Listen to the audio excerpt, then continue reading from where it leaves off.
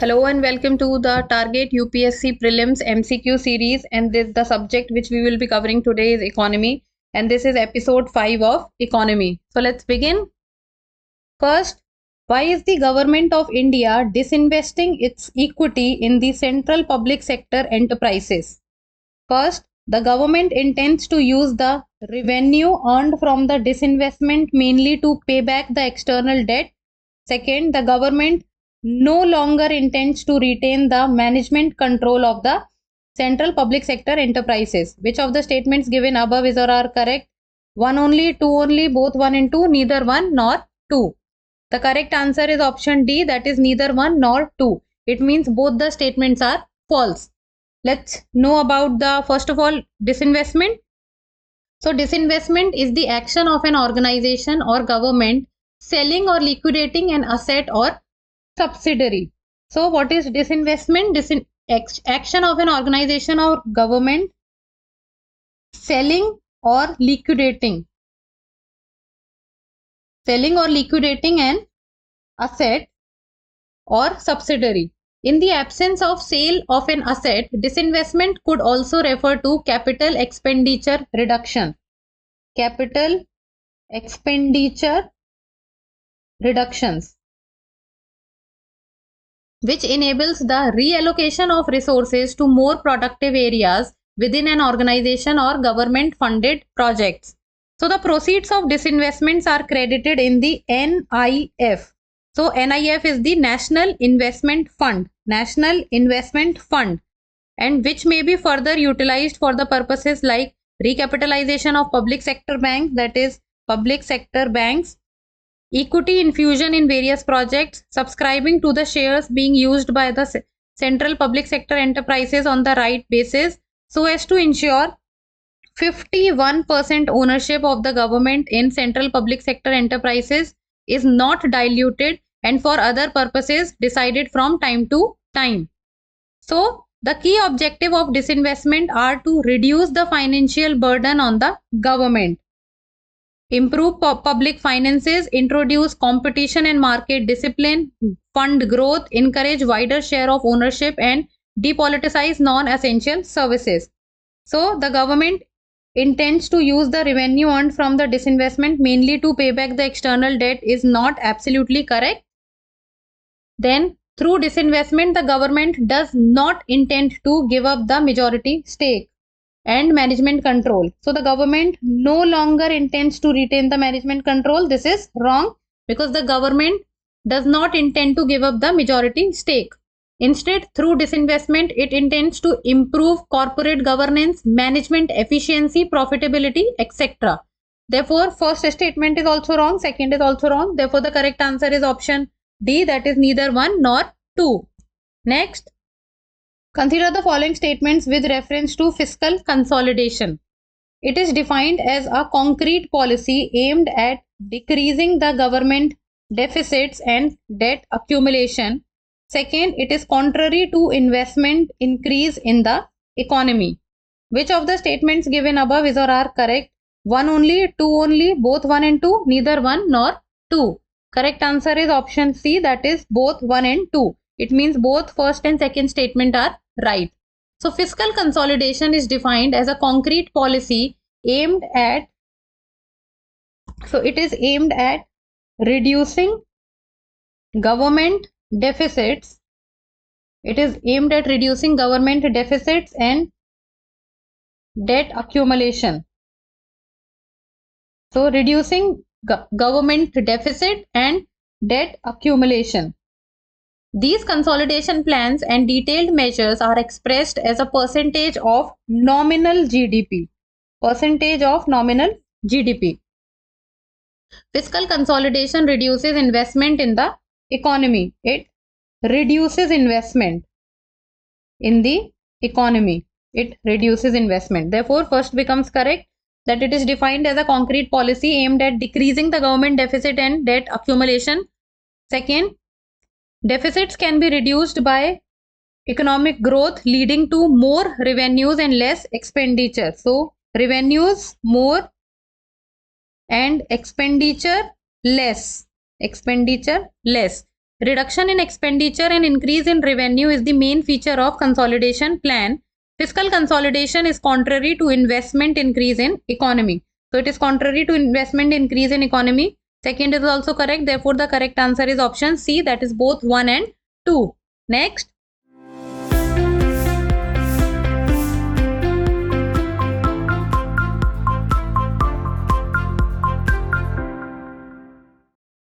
With reference to Indian economy, demand pull inflation can be caused by which of the following? Expansionary policies, fiscal stimulus, inflation indexing of wages, higher purchasing power, rising interest rates. Select the correct answer using the code given below. 1, 2 and 4 only, 3, 4 and 5, 1, 2, 3 and 5, 1, 2, 3, 4 and 5. The correct answer is option A, that is 1, 2 and 4 only. So 1, 2 and 4. So third and fourth are incorrect. Let's see. Demand pull inflation represents a situation where the basic factor at work is the increase in aggregate demand. So demand increases for output either from household or entrepreneurs or the government. The result is that pressure of demand is such that it cannot be met by the currently available supply of output. So demand is more and supply is less. Basically, it is an imbalance in aggregate supply and demand. So demand supply misbalance. It is the most common cause of inflation. There are multiple causes of inflation and demand pull inflation in an economy, including first, expansionary policies. Expansionary policies leads to an expansion of the money supply.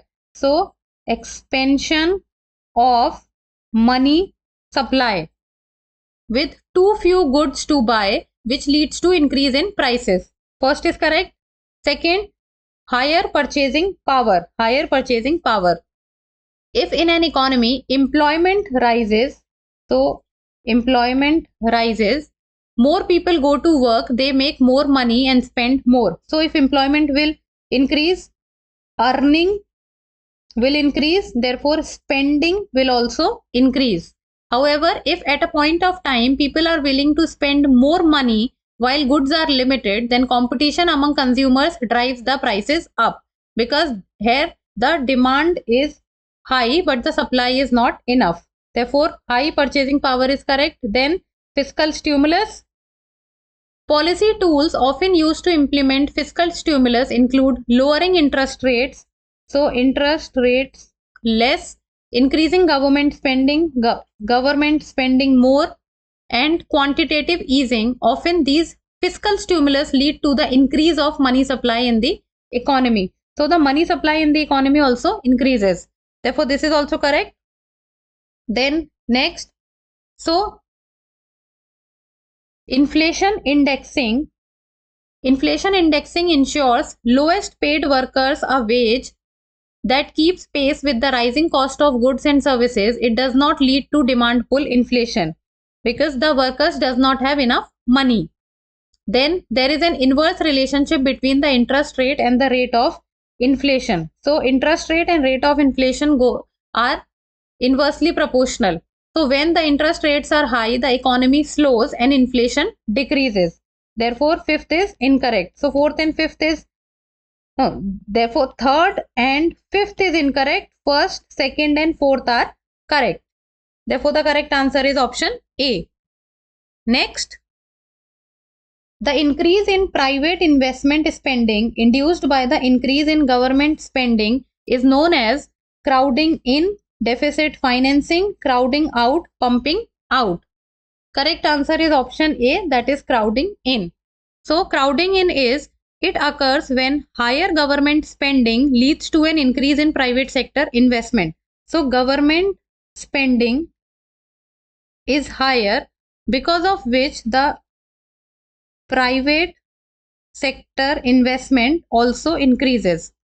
The crowding in effect occurs because higher government spending leads to an increase in economic growth. So government spending is higher, therefore economic growth increases, and therefore encourages firms to invest because there are no more profitable investment opportunities.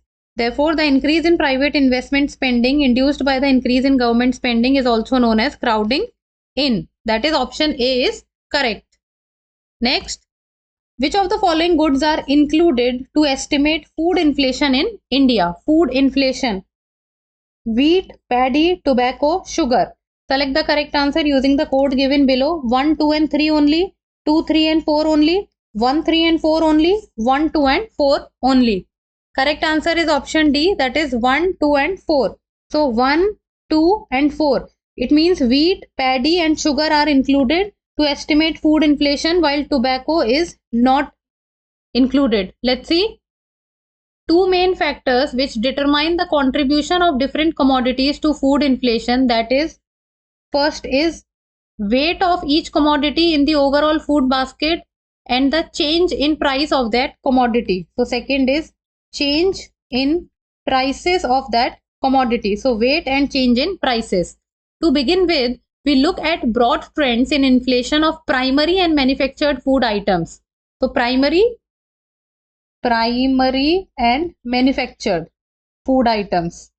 Primary and manufactured food items. So primary food items constitute a bigger weight in the Indian food basket. So it is the primary food items which has a bigger weight. At the same time, the inflation rate for primary food items is always typically higher than the manufactured rate. So inflation of primary food items are more as compared to the manufactured ones. So the findings suggest that animal source foods like milk and fish, processed food like sugar and edible oils, then fruits and vegetables like onions, and cereals like rice and wheat are typically the primary drivers of food inflation in India. So wheat, paddy and sugar. Therefore, statement 1, 2 and 4 are correct. Food inflation is measured as the year-on-year difference in the CPI, food price index, that is consumer price index, and that is year-on-year basis, that is point to point. Therefore, tobacco is not included. The correct answer is option D. Next, which of the following will be the outcome of an economy? Which of the following will be the outcome if an economy is under the inflationary pressure? If the economy is under the inflationary pressure, domestic currency heads for depreciation, exports become less competitive with imports getting costlier, cost of borrowing decreases, bondholders get benefited. Select the correct answer using the code given below. 1 and 2 only, 2 and 3 only, 1 and 3 only, 1, 3 and 4 only. Correct answer is option C, that is 1 and 3 only. So 1, 3 are correct while second and fourth are not. So which of the following will be the outcome if an economy is under the inflationary pressure? So if the economy is under inflationary pressure, then domestic currency will head for depreciation and cost of borrowing will decrease. Let's see. If inflationary pressure, domestic currency heads for depreciation because the money supply is high in the market because of inflation. Therefore, first is correct.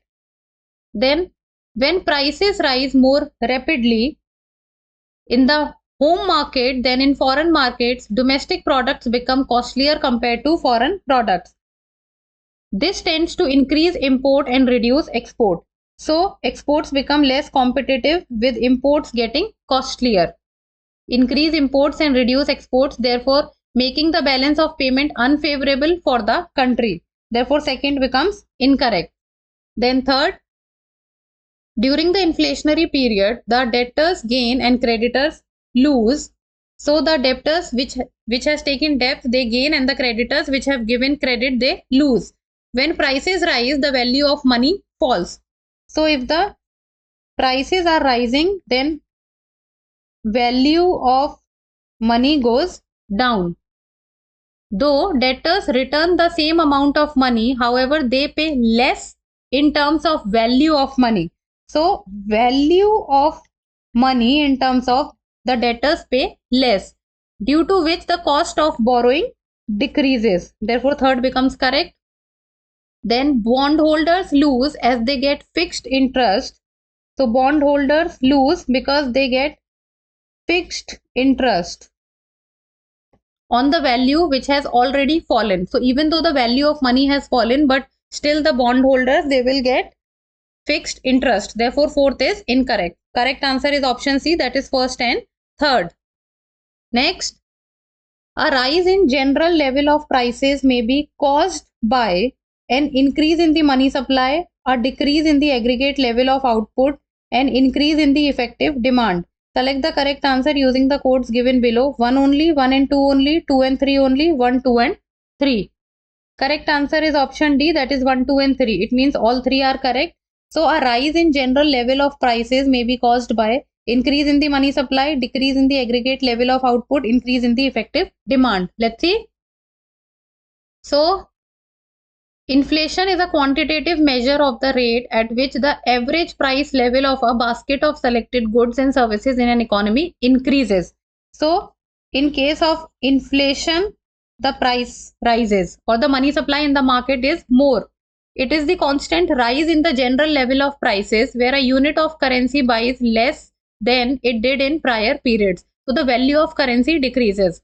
Often expressed as a percentage, inflation indicates a decrease in the purchasing power of a nation's currency. So purchasing power decreases. Purchasing power becomes less. Then, often expressed as a percentage, inflation indicates a decrease in the purchasing power of a nation's currency. Types of inflation are demand pull inflation, cost push inflation, and built-in inflation. The CPI and WPI are the most commonly used inflation indices. So if one has to measure inflation, then it is through CPI, that is Consumer Price Index, and WPI, that is Wholesale Price Index. Causes of inflation. First, an increase in the money supply. An increase in the money supply also contributes to the rise in the general price level. The reason is that with an increase in the money supply, there occurs a situation where more money chases the same number of goods. So even the number of goods is same, but money is more. The increase in monetary supply causes firms to put the prices up. Therefore, first is correct. Then, when there is overall increase in demand for goods and services, then the production capacity in an economy, there occurs a decrease in the aggregate level of output, which results in inflation. So aggregate level of output becomes less. This causes inflation. Then third, a demand supply gap with higher demand and lower supply. Demand is more while supply is less. The effective demand, which resultantly contributes in rise in the general price level. Therefore, third is also correct. An increase in the prices of production process inputs also contributes to inflation. Therefore, the correct answer is option D, that is 1, 2 and 3. Next. So, Sensex is the popular index of Bombay Stock Exchange, which is BSE. It is measured on the basis of how many blue chip companies listed in BSE. 20, 30, 25, 10. The correct answer is option B, that is 30. So Sensex is 30 while the Nifty is 50 companies. Blue chip companies means the big companies or the reliable companies. So the term Sensex refers to the benchmark index of the BSE in India. The Sensex is comprised of 30 of the largest and most actively traded stocks. Most actively traded stocks on the BSE and provides a gauge to Indian economy. It is float adjusted and market capitalization weighted. So it is float adjusted. The Sensex is reviewed semi-annually. Semi-annually means 2 times in a year. In June and December, created in 1986, Sensex is the oldest stock index in India and is operated by the S&P. Analysts and investors use it to observe the cycles of India's economy and the development and decline of particular industries. Therefore, option B is the correct answer. Next, which of the following risks can be reduced by investing in projects or acquiring other firms that have a negative correlation with the earnings of the firm? Negative correlation with the earnings of the firm. investment risk, business risk, financial risk, portfolio risk. Correct answer is option D, that is portfolio risk. So negative correlation of investment is used with portfolio risk management to decide how to allocate assets. How to allocate assets. Investors and portfolio managers believe that some of the risk associated with the portfolio would be diversified if they can be assembling a portfolio of negatively correlated assets. Negatively correlated assets, negative correlation. Portfolio risk refers to a chance that assets or units within the investment of investors fail. So they fail to meet the required object. They fail to meet the required object. Each investment within a portfolio carries its own risk with higher potential return, meaning higher risk. So higher potential return is equals to higher risk. This risk can be reduced by investing in projects or acquiring other firms that have a negative correlation with the earning of the firm. Therefore, option D is the correct answer, that is portfolio risk. Next, what is crowdfunding? First, money collected for public welfare projects by levying a entry fee to exhibition, show, etc. Second, money collected by charitable organizations by placing a donation box at prominent location. C, money raised by innovators and inventors by launching their products and services through the internet. Or D, money raised by individuals by passing the hat around the onlookers at a street performance. Correct answer is option C. So, crowdfunding is a method of raising capital through the collective effort of a large number of individual investors. So, collective effort of large number of individual investors. This approach taps into the collective effort of a large pool of individuals, primarily online via social media and other crowdfunding platforms, and leverages their networks for greater reach and exposure. Through this practice, a large number of business investors and innovators, entrepreneurs are brought together to expand the pool of investing and increasing the funding amount. Therefore, the correct answer is option C, that is money raised by innovators and inventors by launching their product and services through the internet. And this is the last question. It means it is the practice question. And what happens? Like always, you people will give me the answer in the comment section. So the question is, consider the following statements. In India, taxes on transactions in the stock exchange and future markets are: taxes on transactions in stock exchange and futures markets are levied by the union, collected by the states. Levied by the union, collected by the states. Which of the statements given above are correct? 1 only, 2 only, both 1 and 2, neither 1 nor 2. So, give me the answer in the comment section, and that's all for today. Till we meet next time, keep reading, keep writing, and keep subscribing to the channel. Thank you. For more informative content, like, share and subscribe, and do not forget to press the bell icon to get the notifications.